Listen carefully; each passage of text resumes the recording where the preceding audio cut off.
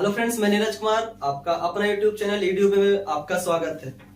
हम लोग आज आप लोग को बहुत सारा डिमांड होने के कारण आज मैथ का क्लास स्टार्ट करने जा रहे हैं, जो कि बहुत ही इंटरेस्टिंग रहेगा।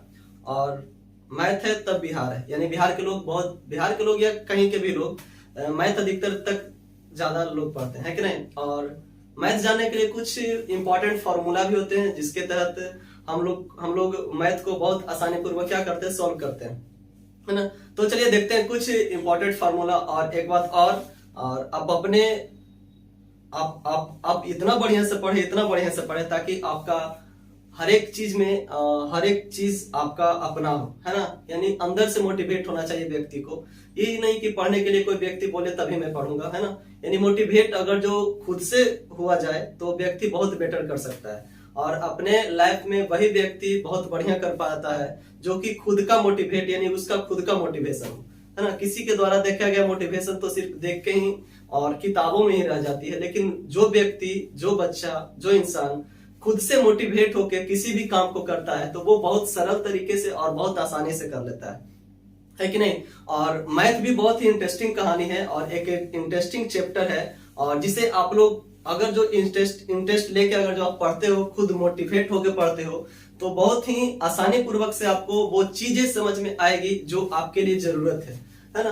तो और एक बात मैं बताना चाहूंगा कि सबसे पहले जो बात है, अगर जो हम मैथ पढ़ रहे हैं, फिजिक्स पढ़ रहे हैं, केमिस्ट्री पढ़ रहे हैं, तो जो चीज पढ़ने से पहले उसे हम लोग कुछ बेसिक पॉइंट को जानना जरूरी होता है, जिसके तहत हम उन चीजों को बहुत बेस्ट रूप से समझ पाते हैं जिस चीज को हम पढ़ना चाहते हैं। तो चलिए हम लोग बेसिक से स्टार्ट करते हैं, और बेसिक से जीरो लेवल से हम लोग हीरो लेवल की ओर जाएंगे, हाँ, है ना। और इसमें इंक्लूड रहेगा आपका क्या, मेंसुरेशन में आपको इंक्लूड रहेगा 8, 9, 10th, ये सब के सारे का सिलेबस आपको पूरा कवर कराया जाएगा। और देखते हैं सबसे पहला हम लोग फार्मूला, और हम लोग लिखे हैं इंपॉर्टेंट फार्मूला, है ना। कैसा फार्मूला, तो इंपॉर्टेंट फार्मूला, है ना। फार्मूला, प्रत्येक फार्मूला ही हमारे लिए इंपॉर्टेंट होते हैं, ताकि उसी से ही हम लोग किसी भी चीजों को जानने की कोशिश करते हैं और जानते भी हैं, है ना। चलिए, और सबसे पहला है area and perimeter of the plane figure, है ना। प्लेन फिगर का एरिया और पेरीमीटर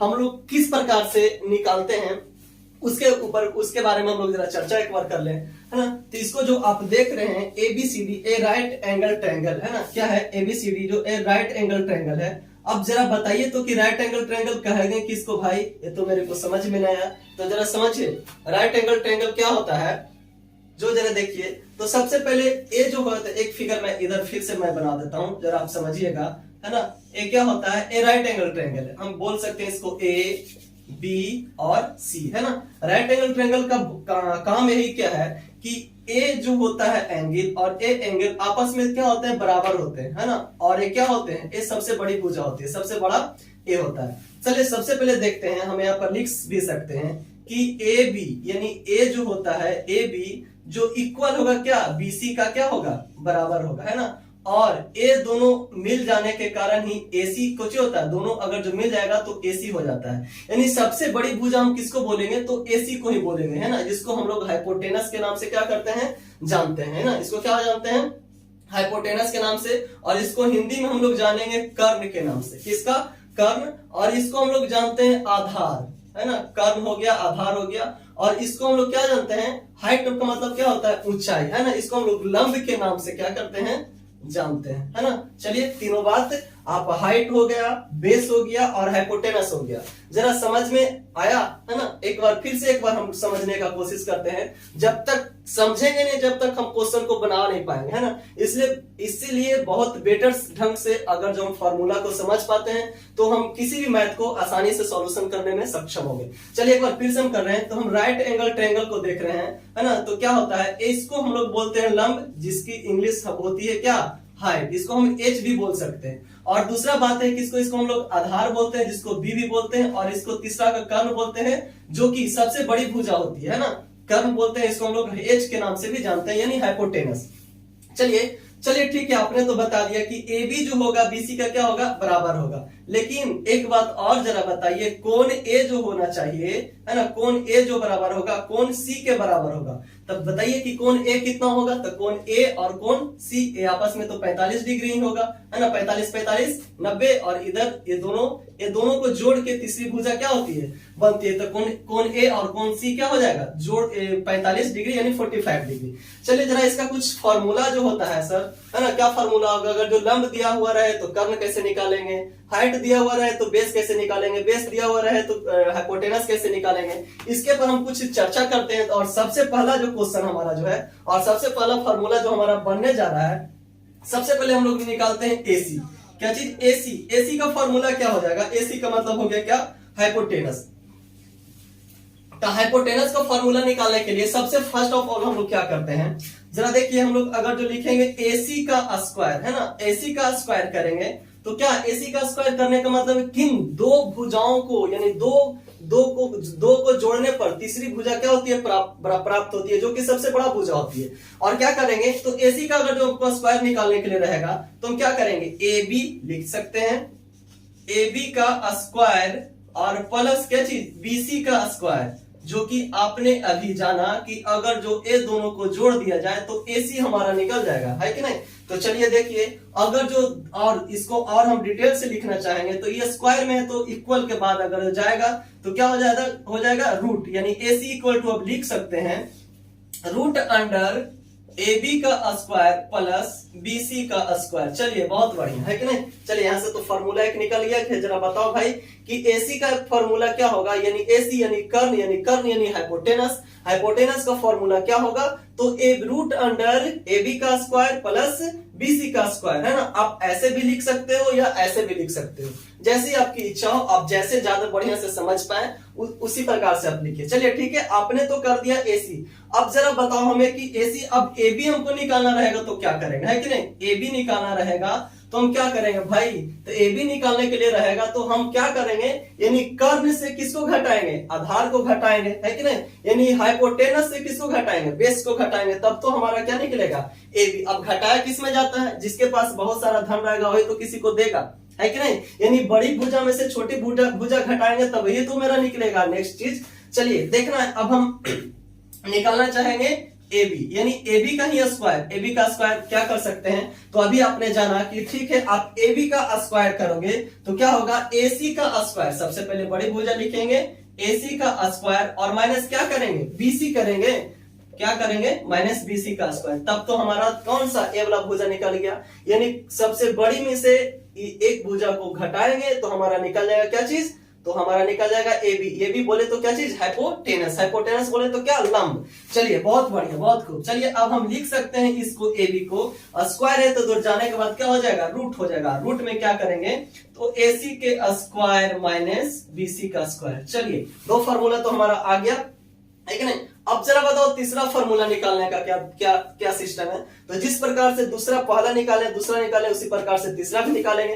तो तीसरा फॉर्मूला की ओर जाते हैं। तो हम लोग अब निकालेंगे क्या चीज, बीसी। बीसी कैसे निकलेगा, जरा देखिए, हम लोग बीसी को निकालने जा रहे हैं। तो बीसी का स्क्वायर इक्वल टू, अब क्या करेंगे भाई, अब हम इसको निकालना चाह रहे हैं तो इस भुजा में से इस भुजा को घटा देंगे तो क्या हो जाएगा, यानी माइनस कर देंगे तो निकल जाना, जाहिर सी बात है कि निकल जाएगा। तो चलिए बीसी को हम लोग करते हैं तो क्या करेंगे, तो सबसे बड़ी भुजा एसी का स्क्वायर माइनस क्या, ए बी का स्क्वायर कर दिए। वाह बहुत अच्छा। तो हम लोग क्या कर सकते हैं, स्क्वायर है तो इसको हम रूट में भेज सकते हैं। तो BC equal to root under AC का स्क्वायर माइनस ए बी का स्क्वायर। चलिए बहुत खूब। राइट एंगल ट्रायंगल के बारे में हम लोग जाना और इसका जो फार्मूला है इसे भी हम लोगों ने क्या किया, जाना, है ना। मैं उम्मीद करता हूं कि आप लोग को अच्छा से समझ में आया होगा।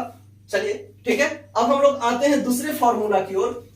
तो एक बार फिर से हम इसको पढ़ देते हैं और समझाने का कोशिश करते हैं। राइट एंगल ट्रायंगल ए जो होता है 90 डिग्री, यानी बी कितना डिग्री पर है, 90 डिग्री पर। ए 45 डिग्री होता है और ए बी कितना डिग्री, 45 डिग्री, है ना। चलिए देखते हैं क्या होता है। जो अब हम लिखे हैं कि ए बी बराबर बी सी और कोण ए इक्वल टू कोण सी, ये दोनों क्या कितने डिग्री का, 45 डिग्री का। चलिए अभी मैंने फार्मूला बनाया कि एसी का square equal to A B का स्क्वायर प्लस बीसी का स्क्वायर। अगर जो हम एसी निकालना चाहेंगे तब, यानी एसी अगर जो हमको रूट को स्क्वायर को हटाना है तो क्या करना है, तो जैसे हम स्क्वायर को हटाएंगे तो हमें पता है कि इक्वल के जैसा ही पास जाएगा, स्क्वायर हटेगा तो रूट आ जाता है। तो चलिए रूट मैंने लगा दिया और रूट लगा दिया ए बी का स्क्वायर प्लस बीसी का स्क्वायर। चलिए नेक्स्ट क्वेश्चन, नेक्स्ट जो हमारा फॉर्मूला बनने वाला है ए बी, क्या चीज, ए बी निकालने के लिए क्या रहेगा, तो सबसे बड़ी भुजाओं में से छोटी भुजाओं को घटाने पर क्या निकलेगा, हाइट निकल जाएगा। यानी हाइपोटेनस में से बेस को माइनस करेंगे तो क्या निकल जाएगा, हाइट निकल जाएगा। उसी प्रकार से मैंने किया, तो ए बी इक्वल टू ए सी का स्क्वायर माइनस बी सी का स्क्वायर। चलिए ठीक है, यहां तक तो आपने कर लिया, ठीक है। अब स्क्वायर है तो स्क्वायर को हटाने के लिए क्या करेंगे, तो इक्वल के बाद रूट का यूज करेंगे। तो मैंने इक्वल के बाद क्या किया, रूट का यूज किया, तो स्क्वायर हटा तो रूट आया, तो रूट अंडर एसी का स्क्वायर माइनस बीसी का स्क्वायर। चलिए नेक्स्ट फॉर्मूला जो था हमारा, बीसी निकालने के लिए क्या करेंगे, तो बीसी निकालने के लिए क्या करेंगे, तो बीसी का स्क्वायर, तो बीसी का स्क्वायर तो एसी का स्क्वायर माइनस एबी का स्क्वायर। रूट हटाने के लिए क्या करेंगे, बीसी को root under AC square plus AC square minus A B का स्क्वायर। चलिए अब मैं समझता हूं कि आप लोग को बहुत बढ़िया से समझ में आ गया होगा, और बहुत ही इंटरेस्टिंग चीज है, आप लोग इसे जाने, और बहुत ही मैथ बनाने में आपको बहुत ही सहयोग करेगा। और ठीक है, और देखते हैं हम लोग दूसरी फार्मूला की ओर अब आते हैं।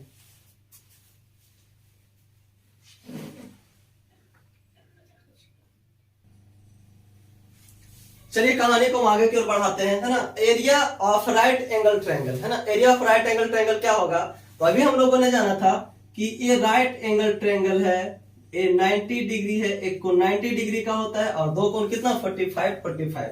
चलिए तो इसका हम लोग राइट एंगल ट्रायंगल का फार्मूला जानेंगे, 1/2 इंटू बेस इंटू हाइट। इसका एरिया निकालने के लिए एक फार्मूला होता है क्या, 1/2 इंटू बेस इंटू हाइट, 1/2 गुने आधार गुने ऊंचाई। चलिए नेक्स्ट है एरिया ऑफ स्केलेन ट्रायंगल। क्या होता है स्केलेन ट्रायंगल, तो दो गो भुजा जो होता है, दो गो एंगल जो होता है, दो एंगल आपस में क्या होते हैं, बराबर, है ना। दो एंगल आपस में क्या होते हैं, बराबर। तो इसका एक फार्मूला आ गया, क्या होता है formula, root under S minus A, S minus B, S minus C. एक सवाल आया होगा कि सर आप एस किसको बोल रहे हैं, है ना। तो एस का मतलब क्या होता है, कि एस का मतलब साइड होता है। क्या होता है, साइड।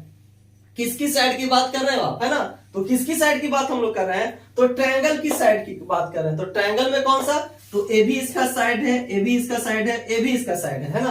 तो हम देखते हैं कि ए बी सी डी को क्या करते हैं, sorry A B A C A B और बी सी को हम लोग क्या बोलते हैं, एस, है ना। एस यानी साइड। और इसमें जो भी आएंगे, मान लिया जाए कि जो भी इसका डिजिट हो गए, उसी को तो हम लोग क्या बोलते हैं, एस। और एस निकालने के लिए हम लोग क्या करते हैं कि A plus B plus C by 2, है ना, इसको 2 से क्या करते हैं, डिवाइड करते हैं। क्यों, क्योंकि एरिया ऑफ स्केलेन ट्रायंगल हम लोग क्या कर रहे हैं, निकाल रहे हैं। और where A B and C are the side of the triangle, है ना। क्या, A B and C are the side of कुछ ट्रायंगल। और एस निकालने के लिए क्या करेंगे कि ए बी सी तीनों को ऐड करके और बटे 2 से क्या करेंगे, डिवाइड करेंगे, तो ही हमारा क्या निकल जाएगा, एस निकल जाएगा। मान लिया जाए हमको एस निकालने के लिए रहेगा, है ना।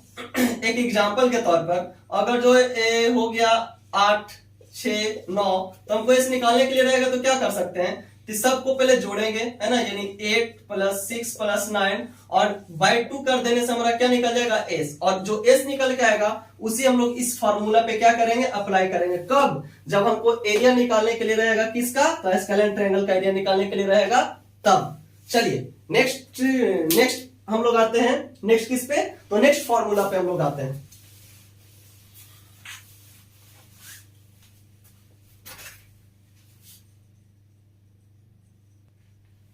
चलिए नेक्स्ट कहानी क्या मेरा है, area of the equilateral triangle, है ना। क्या होता है भाई, तो ये जो ट्रायंगल जो होता है, इसकी जो भुजा होती है आपस में तीनों की तीनों क्या होती है, बराबर होती है। तो जरा बताओ तो इसका एरिया क्या होगा, तो इसका एरिया निकलने वाला है, आप फार्मूला याद करोगे, रूट अंडर 3/4 इंटू साइड का स्क्वायर। चलिए बहुत खूब, आपको तो याद हो गया होगा। चलिए नेक्स्ट क्या है, parameter of a right angle, यानी parameter of a right angle, यानी का, तो a plus B plus C, अभी मैंने जाना ए बी सी को तीनों को क्या करते हैं, जोड़ते हैं। Where A B and C are the side of the triangle, है ना। ए बी सी डी को चीज है, तो ट्रायंगल का क्या चीज है, साइड, है ना। यानी इसका साइड और इसका साइड क्या चीज है, A B C.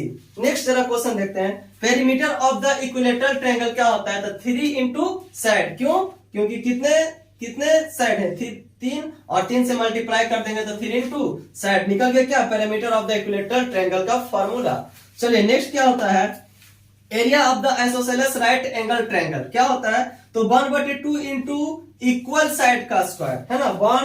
1/2 into equal side का स्क्वायर। अभी मैंने पढ़ा था कि राइट एंगल ट्रायंगल में क्या होता है कि दो साइड क्या होते हैं, दो साइड क्या होते हैं, इक्वल होते हैं, ए साइड और ए साइड, है ना। और ये सबसे बड़ी भुजा होती है, क्या होती है सबसे बड़ी भुजा, हाइपोटेनस होती है। चलिए जरा देखिएगा कि 1/2 इंटू इक्वल साइड, कौन साइड, इक्वल साइड। तो इक्वल साइड कब हो जाएगा, जब ये दोनों को हम ऐड कर देंगे तो तीसरा का भुजा क्या हो जाएगा, तीसरा का भुजा दोनों से बड़ा हो जाता है, यानी यही हो गया क्या मेरा, हाइपोटेनस। चलिए देखिए 1/2 into equal side, equal side किसको बोला, हाइपोटेनस को। तो 1/2 इंटू हाइपोटेनस का स्क्वायर, 1/2 इंटू हाइपोटेनस का स्क्वायर बटे 2।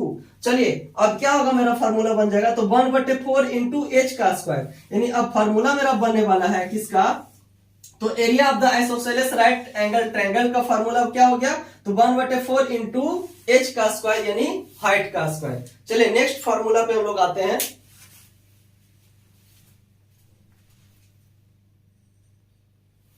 चलिए अगला फार्मूला क्या है मेरा, कि area of the isosceles triangle, क्या होता है भाई, एरिया आइसोसेलेस ट्रायंगल का एरिया निकालने के लिए कहेगा तो क्या करेंगे भाई, तो सबसे पहले क्या करेंगे, b/4 multiply by into √4a square का स्क्वायर माइनस बी स्क्वायर। चलिए क्या होता है b, तो b का मतलब हो गया बेस एंड a का मतलब हो गया इक्वल साइड, है ना। b का मतलब बेस और a का मतलब क्या, इक्वल साइड। अब जरा देखिए height of the equilateral triangle क्या हो जाएगा, तो साइड इंटू √3/2, है ना, साइड इंटू √3/2। चलिए मैं आशा करता हूं कि आप लोग को फॉर्मूला ठीक से समझ में आ गया होगा, और मैं ये उम्मीद करता हूं कि आप लोग इसे याद जरूर करेंगे, है ना। जब तक आप इसे याद नहीं करेंगे, जब तक आपको कोई भी मैथ बनाने में आपको क्या होगा, कठिनाई होगा, परेशानियों का सामना करना पड़ेगा। इसलिए थोड़ा सा कठिनाई अभी कर लिया जाए, तो कल के आने वाला मेरा जो दिन है बहुत बढ़िया से गुजरेगा, है ना। और हम किसी भी मैथ को देखते के साथ क्या करेंगे, बना पाएंगे। पता है आपको कि मैथ उबाऊ कब हो जाता है, जब आप उस चीजों को ठीक से समझ नहीं पा रहे हैं, है ना, या तो समझ रहे हैं आपको फॉर्मूला पता नहीं है। जब आपको इस चीज को, जब आप इस चीज के बारे में या किसी चीज के बारे में उसके बेसिक नॉलेज, उसके फॉर्मूला को और बनाने का तरीका जानते हैं, तो मैथ तो बनाने में बहुत इंटरेस्टिंग लगेगा। और ऐसे भी बिहार के लोगों को मैथ में बहुत ज्यादा इंटरेस्ट लगता है ना, और बनाने में अच्छा भी लगता है। तो ठीक है, आप लोग समझ गए होंगे ठीक ढंग से। और इसके बाद जो हम लोग करेंगे, नेक्स्ट फॉर्मूला की ओर हम लोग चलते हैं।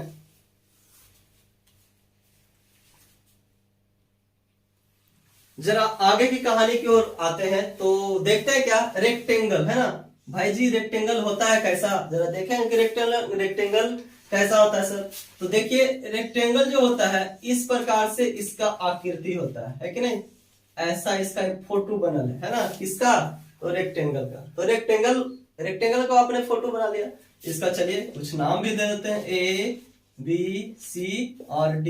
नाम तो बहुत जरूरी है कि नहीं, नाम भी मैंने दे दिया। अब क्या होता है, जरा एक इधर से क्रॉस अगर जो लाइन ऐसे खींच देंगे ना, तो वही इसका हो गया डायगोनल। क्या हो गया, डायगोनल हो गया, है कि नहीं।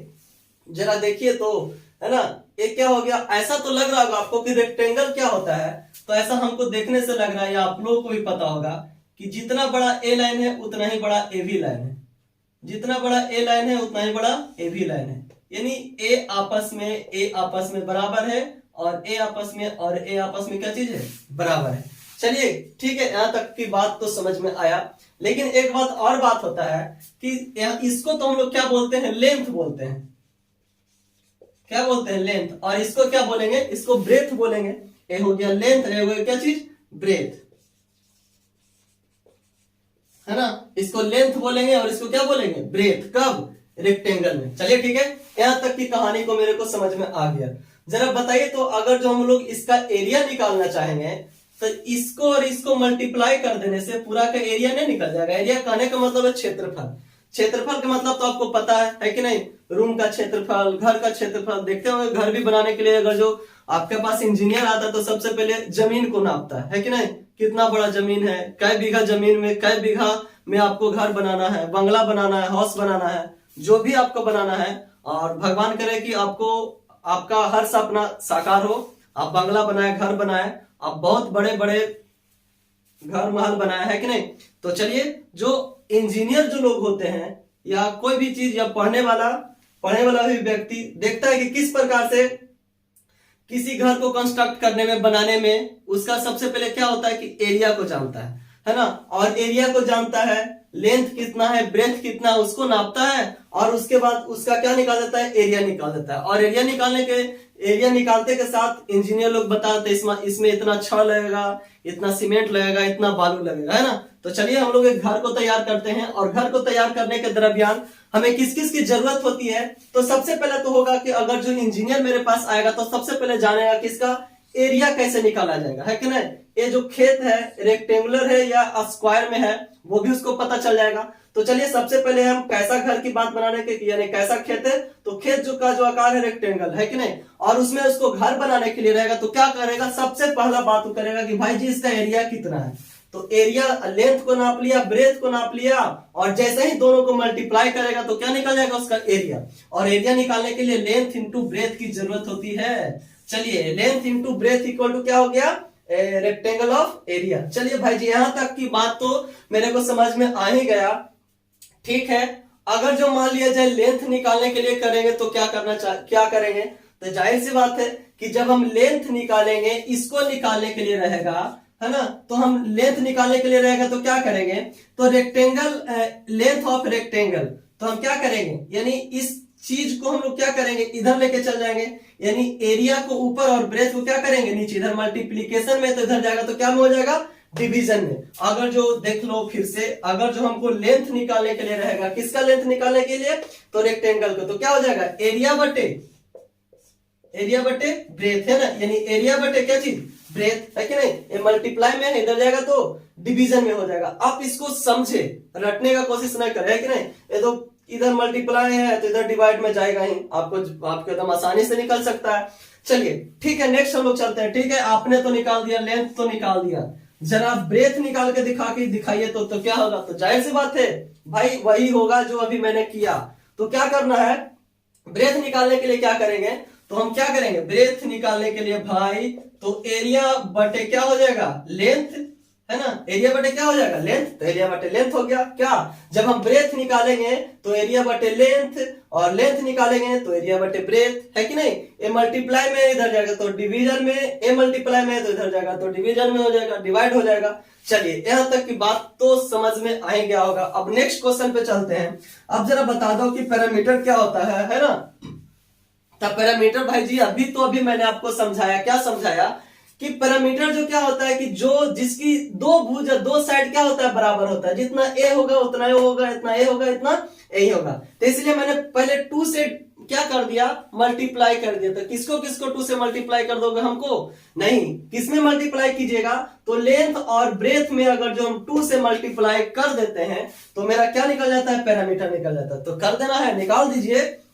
तो 2 इंटू लेंथ प्लस ब्रेथ अगर जो जैसा ही करेंगे भाई तो क्या निकल जाएगा मेरा, तो मेरा निकल गया क्या, पैरामीटर निकल गया। चलिए ठीक है, यहां तक की तो बात समझ में आ गया। लेकिन आपने तो क्या निकाल दिया, length, parameter of the rectangle, parameter तो आप निकाल दिया, ठीक है। अगर जो लेंथ निकालने के लिए रहेगा तब क्या कीजिएगा, ठीक है, कुछ नहीं करेंगे, इधर प्लस में है तो इधर लेके कहां चल जाएंगे, माइनस में कर देंगे।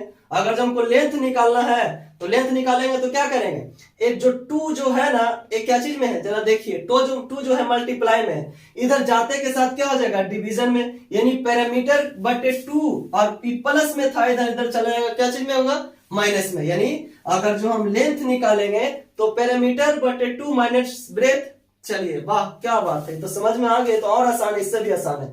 चलिए नेक्स्ट जरा करके देखते हैं हम लोग। ठीक है, आपने तो लेंथ निकाल ही दिया, जरा ब्रेथ निकाल के बताइए। तो भाई जी ब्रेथ तो और आसानी है निकालना। क्या, तो ब्रेथ निकालना है तो एक तो मल्टीप्लीकेशन में है, ये था, मल्टीप्लाई में है था, इधर चल गया तो क्या चाहिए, डिवाइड में, तो पैरामीटर बटे 2 और माइनस लेंथ, है ना। अगर जो ब्रेथ निकालने के लिए, अगर जो क्या चीज, अगर जो लेंथ निकालने के लिए रहेगा तो ब्रेथ को माइनस करेंगे, और ब्रेथ निकालने के लिए रहेगा तो लेंथ को माइनस करेंगे। चलिए इससे आसान और क्या चीज है। चलिए ठीक है, बहुत बढ़िया, है कि नहीं। इसका 1-2 फॉर्मूला भी और है जो बता रहे हैं, थोड़ा सा बोर्ड को क्लीन कर ले।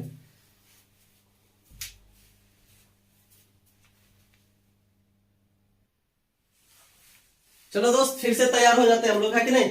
चलिए क्या है, अब जरा देखते हैं कि भाई डायगोनल अब निकालना है ना। तो डायगोनल ऑफ रेक्टेंगल कैसे निकालिएगा, तो निकालेंगे, जरूर निकालेंगे, है कि नहीं। तो इसका फॉर्मूला ही होता है तो निकलेगा नहीं।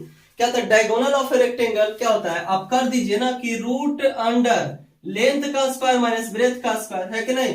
लेंथ का स्क्वायर और माइनस ब्रेथ का स्क्वायर करेंगे दोस्त, तो निकल जाएगा डायगोनल ऑफ क्या चीज, रेक्टेंगल। चलिए यहां तक की बात समझ में आया। अब जरा ठीक है, आप तो क्या निकाल दिए, अब जरा लेंथ की निकालिए, तो किसका, तो लेंथ ऑफ रेक्टेंगल निकालिए। कब, जब डायगोनल दिया हुआ, तो लेंथ निकालना है तो क्या हो जाएगा कि डायगोनल का स्क्वायर माइनस ब्रेथ, है ना, डायगोनल का स्क्वायर माइनस कौन सी, ब्रेथ। अगर जो सॉरी डायगोनल का स्क्वायर माइनस ब्रेथ, यहां पर मैंने कुछ गलत लिखा थोड़ा सा,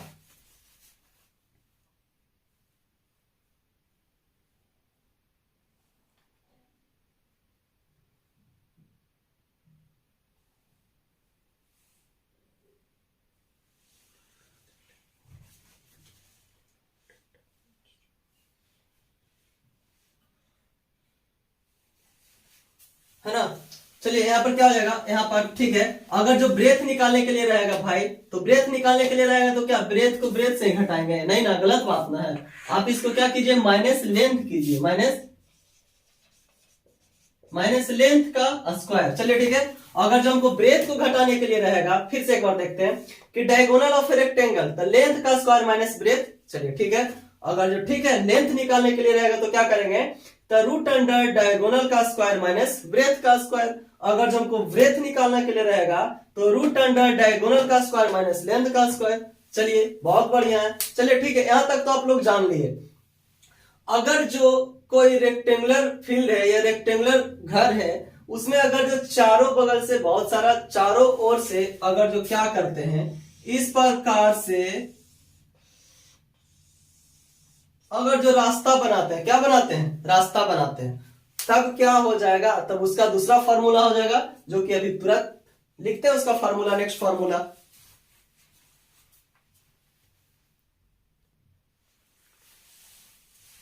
चलिए नेक्स्ट कहानी की ओर हम लोग देखते हैं। अभी मैंने पढ़ा कि रेक्टेंगल जो होते हैं, मान लिया ठीक है आप रेक्टेंगुलर बना दिए, ये कोई रेक्टेंगुलर फील्ड है ना, अगर जो उसके चारों ओर का अगर जो हमको रास्ता निकालने के लिए रहेगा, इतना बड़ा फील्ड है, देख लीजिए, है कि नहीं, और इसके साइड साइड क्या बना दिया गया, रास्ता बना दिया गया। भाई जी तो रास्ता बना दिया गया, तो क्या रास्ता तो है ही है, तो रास्ता बना दिया गया, तो उसका हम लोग एरिया कैसे निकालेंगे, है ना। तो चलिए, ये जो देख रहे हैं आप लोग, ये क्या चीज है, रास्ता है, और एक कोई फील्ड है कि नहीं। मान लिया कि आपका घर है और बाहर से चारों बगल का आपका क्या चीज है, रास्ता है, तो इसको हम लोग एरिया कैसे निकालेंगे, तो area of the path around the rectangular field, यानी चारों रेक्टेंगुलर फील्ड के चारों ओर का जो रास्ता है, उसका हम लोग एरिया कैसे निकालेंगे, तो 2c, क्या चीज, 2c into L plus B plus 2c। चलिए ठीक है, क्या करेंगे इसको, 2c कहां से लिख दिया, ये तो पता नहीं चल रहा है, 2c देखो ना, पता नहीं कैसे चल रहा है, तो एक रास्ता इधर का और एक रास्ता इधर का है, 2c हो गया कि नहीं। चलिए देखिए 2c हो गया है कि नहीं, देखिए क्या चीज है, इधर भी है और इधर भी रास्ता है, इतना रास्ता इधर भी छोड़ेंगे तो इतना रास्ता इधर भी छोड़ेंगे, इसलिए मैंने क्या किया, 2 से गुना किया। अब जरा देखिए, area of the path inside the rectangular field, अगर जो ये बाहर बना रहा था तो ठीक है, अगर जो बाहर बना रहा है तो प्लस 2c, लेकिन अगर जो हम रेक्टेंगल का अंदर ही पाथ बना दें, है ना, इसके अंदर ही अगर जो हम क्या बना दें, रास्ता बना दें, तो इसका फॉर्मूला फिर क्या हो जाएगा, तो माइनस सिर्फ 2c कर देंगे, बाकी वही रह देंगे। Area of the path inside the rectangular field यानी 2c into L plus B minus 2c। चलिए ठीक है, चलिए यहां तक की तो कहानी ठीक है। अगला कहानी क्या होता है, ठीक है आप रेक्टेंगुलर एक फील्ड है ना, इसमें से दोनों तरफ से अगर जो रास्ता बना दिया जाएगा भाई, तो आप कैसे इसका निकालिएगा क्षेत्रफल, तो निकालिए ना, बहुत आसान है। क्या चीज का फॉर्मूला क्या होता है, area of the path crossing each other to the parallel, है ना, बोला है कि एक दूसरे को जो सामने है एकदम पैरेलल काटते हुए रास्ता को क्या करता है, पार करता है, तब उसका फॉर्मूला क्या हो जाएगा, c into L plus B minus C, है ना, यानी c into L plus B minus C. चलिए where c equal to width of the path, है ना, जहां पर c जो है रास्ता का क्या चीज है, वाइड है ना, और एल जो है क्या चीज है, एंड एल लेंथ है, और B breadth of the rectangular field, और बी जो है रेक्टेंगुलर फील्ड का क्या चीज है, ब्रेथ है कि नहीं।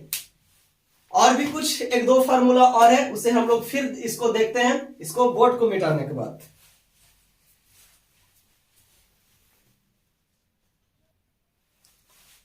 चलिए अगला कहानी देखते हैं। बोला if the base and height are same, यदि बेस और हाइट अगर जो सेम रहता है किसी भी रेक्टेंगल एंड ट्रायंगल का, है ना, किसी भी रेक्टेंगल एंड ट्रायंगल का, तो देन द एरिया